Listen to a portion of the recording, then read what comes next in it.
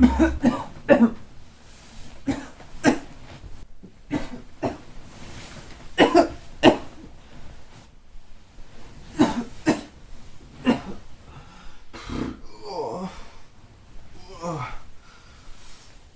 ça va être dur aujourd'hui. Ah, excusez-moi, je crois que je suis un peu malade. Enfin bon, vous inquiétez pas, c'est pas le coronavirus. Enfin, normalement. Bon, avec un peu de thé, du miel, ça devrait passer, je pense. Oh. Oh. Bon, ça tombe bien finalement que je sois malade aujourd'hui, parce qu'on va aussi parler d'une maladie. Enfin, celle qui touche le logement. Celle des bulles immobilières. Nous avons vu dans une de nos vidéos précédentes qu'une baisse des prix par rapport aux revenus des Français semble inéluctable. Cette évolution aura probablement des conséquences importantes sur la vie de beaucoup de nos concitoyens. Appauvrissement, déclenchement d'une crise de crédit pour les entreprises, manque d'investissement dans l'entretien des bâtiments. Pouvoir contrôler cette baisse afin d'en minimiser les effets apparaît essentiel. Pourtant, nous ne faisons rien pour nous y préparer. Les mécanismes visant à prévenir les bulles immobilières, c'est-à-dire lorsque le prix est déconnecté de la valeur réelle des biens, ont été construits uniquement pour éviter les défauts de paiement afin de protéger les banques et non la société dans son ensemble. L'inaction en la matière est consternante. La subordination de la politique à l'économie est telle que nous avançons droit dans le mur, tandis que nous continuons à appuyer à fond sur le champignon. Vous pensez que la situation actuelle ne peut pas être pire ? Ne tentons pas le destin, contrôlons-le. Plus l'éclatement d'une bulle financière, qu'elle soit immobilière ou non importe peu, est rapide, plus ses conséquences sont dévastatrices. Au risque de surprendre beaucoup d'entre vous, le marché pour réguler les prix n'est pas parfait et a même pour conséquence d'aggraver les crises. Les raisons sont principalement psychologiques. Quand les prix s'effondrent trop rapidement, il y a un mécanisme de contagion qui entretient la baisse. Quel est l'intérêt d'acheter si le prix du bien baisse ?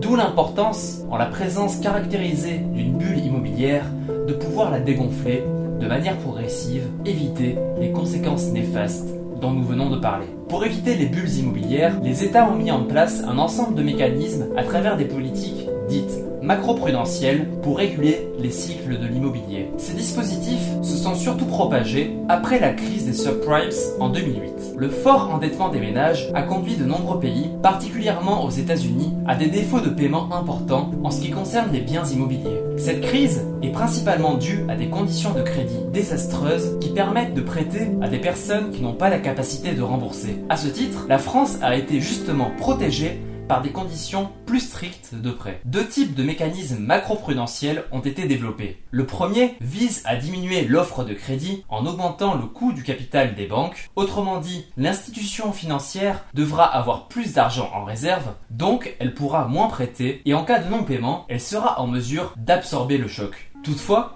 nous pouvons remarquer un effet secondaire négatif lié à cette mesure.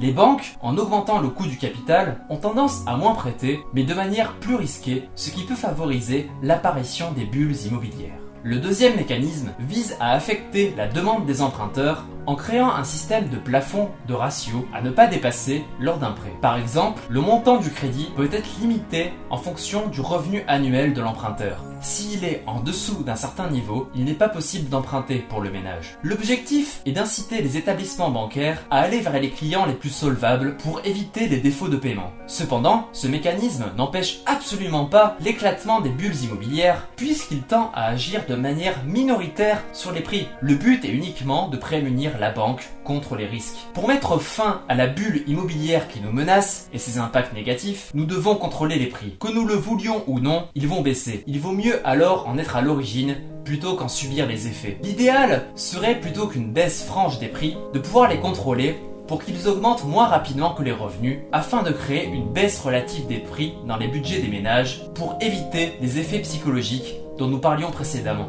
Les conditions de crédit étant majoritairement responsables du niveau actuel des prix, nous devons agir sur cette variable pour encadrer la baisse. Pour ce faire, nous devons essayer de diminuer la durée du crédit, ce qui a d'ailleurs déjà commencé à être fait. En conséquence, le montant des remboursements à effectuer chaque mois sera bien plus élevé pour acheter un bien. Il y aura donc moins de demandes car moins de personnes pourront acheter des biens immobiliers. Toutefois, l'impact négatif risque d'être fort pour certains ménages qui seront exclus des mécanismes de crédit, à moins que nous limitions la durée des crédits uniquement pour les plus riches, et bon, cela semble peu réaliste. Le deuxième choix consisterait à augmenter progressivement et artificiellement les taux d'intérêt à travers une taxe progressive en fonction des revenus et du patrimoine des personnes demandant un crédit immobilier. Les montants issus de ce nouvel impôt permettraient de mieux répartir l'accès à la propriété en aidant les ménages en difficulté tout en contrôlant la baisse des prix. Pour les connaisseurs, ce mécanisme est une forme un peu plus développée du prêt à taux zéro.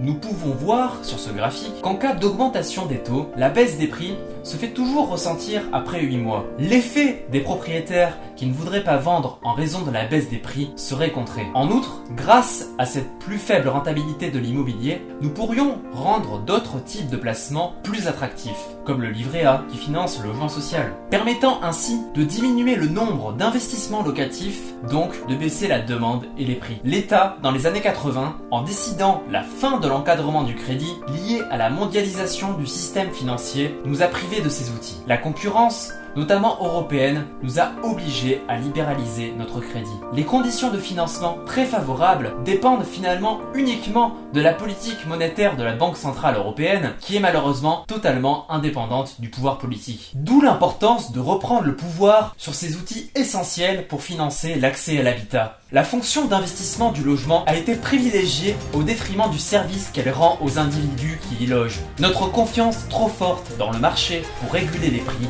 nous perdra. À moins que nous nous battions pour que la politique récupère l'ascendant sur l'économie, pour que nous reprenions le contrôle des mécanismes de crédit, pour que la politique du logement soit au service de l'intérêt général afin de remettre les priorités dans le bon ordre.